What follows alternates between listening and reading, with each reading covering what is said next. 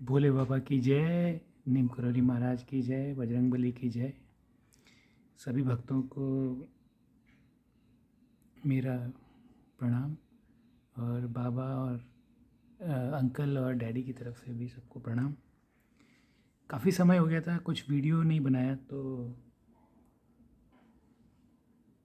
काफ़ी जो मेरे फॉलोअर्स हैं उनका फ़ोन भी आया कि आप वीडियो क्यों नहीं बना रहे हैं।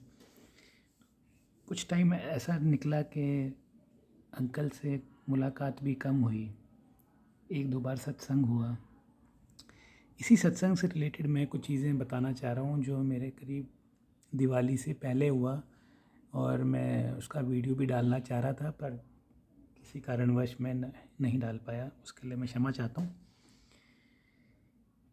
अभी तक अंकल और पिताजी ने काफ़ी वीडियो बनाने दिए मेरे को और अपने अनुभवों को साझा किया, जो कि हेड़ा खान बाबा और नीम करोली बाबा के रहते हुए उनके साथ हुए, उनके बाद भी हुए।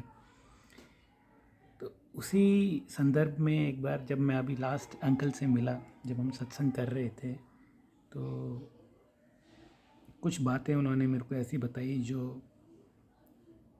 कि उन्होंने बोला कि ये वीडियोस बना करके सार्वजनिक नहीं करनी है, क्योंकि बाबा ने भी कई चीज़ें बोली हैं कि ज़रूरी नहीं है कि हर चीज़ किसी को बताई जाए।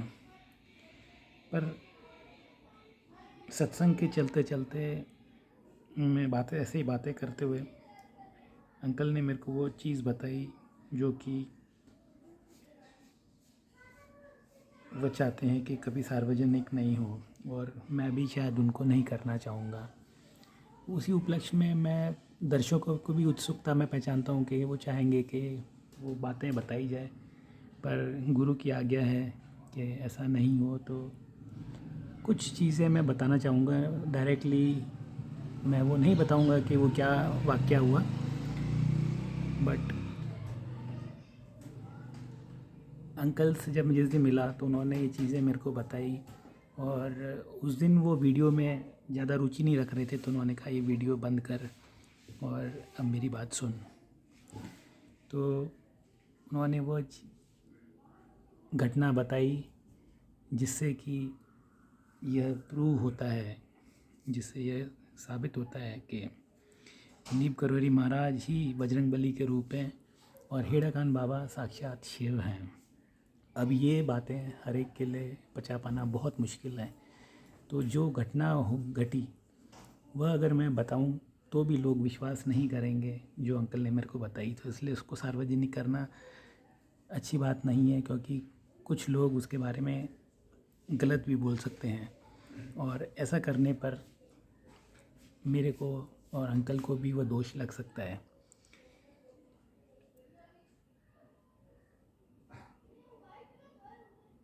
यह घटना घटी जब हेड़ा खान बाबा और नीम करौरी महाराज दोनों एक साथ किसी जगह पे बैठे हुए थे, और अंकल भी वहाँ पर उपस्थित थे। तो ऐसी एक घटना हुई हेड़ा खान बाबा और नीम करौली के बाबा के बीच में, जिससे अंकल को ये सत्य साबित हो गया कि यही शिव हैं और यही बजरंगबली हैं। वह बात मेरे को उन्होंने बताई, बट मैं नहीं चाहूँगा कि मैं कभी सार्वजनिक करूँ उसको। तो अभी तक जो भी भक्त हैं जिन्होंने भी ये चर्चाएं सुनी अंकल की और पिताजी की, तो वो ज़रूर इस बात पे विश्वास करेंगे कि जो मैं बोल रहा हूँ या अंकल ने जो बोला वह एकदम सत्य है, और इसमें कोई भी संदेह नहीं है। सभी भक्तों पर नीम करौरी महाराज और हेड़ा खान बाबा की असीम कृपा बरस रही है, क्योंकि जिससे उनको मिलना होता था या फिर उनके बारे में पता करना होता था वही लोग उनके पास आ पाते थे। तो जो मेरे फॉलोअर्स हैं या जो भी ये वीडियो देख रहे हैं या पुराने वीडियो देखे हैं, तो उन पे बाबा की ही कृपा है कि उन्होंने ये सब वीडियो को देख पाए। और इस घटना का सार्वजनिक रूप से चर्चा करना बाबा जी का मना किया हुआ है। तो उनका उद्देश्य कोई बाबा को प्रसिद्धि या प्रदर्शन करना नहीं था, क्योंकि उन्होंने मानव शरीर धारण करके भी श्री हरि ने मानव मूल्यों का सदैव पालन किया। बाबा जी ने आसक्त जीवन जिया और कभी भी प्रसिद्धि उनका उद्देश्य नहीं रहा। अपनी सिद्धियों को सार्वजनिक रूप से कभी ज़्यादा प्रचारित नहीं किया। अंकल का कहना है कि जैसे श्री कृष्ण ने अर्जुन को अपनी इस असली रूप नहीं बताया, इसी तरह से महाराज जी ने अपना असली रूप कभी नहीं बताया, और बताया भी तो बहुत कम लोगों को बताया, जो कि बहुत भाग्यशाली थे, जिनको एक बार उन्होंने राम का अपना रूप बताया था, या फिर हेड़ा खान बाबा ने अपना कृष्ण रूप बताया था। तो यही चाहते हैं कि भक्त अपना काम, महाराज जी यही चाहते हैं कि भक्त अपना काम करें। जैसे महाराज जी ने अपने मनुष्य रूप धारण करते हुए कार्य किया, या हेड़ा खान बाबा ने अपने शरीर रूप धारण करके जो सामान्य जीवन जिया, और यही उन्होंने लोगों को भी प्रेरित किया कि वो कर्म करते रहें और जप करते रहें। तो मैं यही मानता हूँ कि उनका अनुसरण करना चाहिए, तभी गुरु की आज्ञा का पालन होगा, और गुरु जी के पद चिन्हों पे चलते रहेंगे तो उनके सच्चे सिपाही या अनुयायी कहलाएंगे, और उनके जो कई भी बातें हैं उनको अनुसरण करेंगे तो हमारा जीवन उद्देश्य सफल होगा, और हम लोगों में भी जागृति उत्पन्न कर पाएंगे। भगवान केवल भाव के भूखे नहीं हैं और न कि प्रसिद्धि के। इसको चरितार्थ करते हुए बाबा जी ने यहाँ कहा कि जो मेरी सिद्धि है, ये जो बातें हैं, सार्वजनिक करने का मना किया, क्योंकि वह नहीं चाहते कि लोग उनके बारे में कुछ गलत कहें, जैसे कि मैंने आपको पूर्व में भी ये बोला, क्योंकि वह सामान्य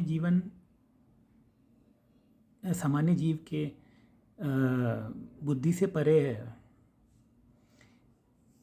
यह सार्वजनिक बातें करने से गुरु जी के बारे में जो अगर कुछ गलत कहेंगे तो उनको अवश्य पाप लगेगा, और वही वजह है कि बाबा नहीं चाहते कि वह बात बताई जाए, जो कि मैंने अंकल से सुनी। आधुनिकता और मीडिया के युग में कोई भी कमेंट कर सकता है, कुछ भी सोचे बगैर अनर्गल भाषा या कमेंट का प्रयोग गुरु जी के लिए कर सकते हैं। उनके लिए यह उनकी इस कारणवश हम भी उसके पाप के भागीदार बनेंगे, और तो स्वयं तो बनेंगे। तो इसलिए भी ये रीज़न है कि मैं ये चीज़ें ऑब्वियसली कभी नहीं बताऊंगा, या फिर अंकल भी शायद ही इसको कभी बताएंगे।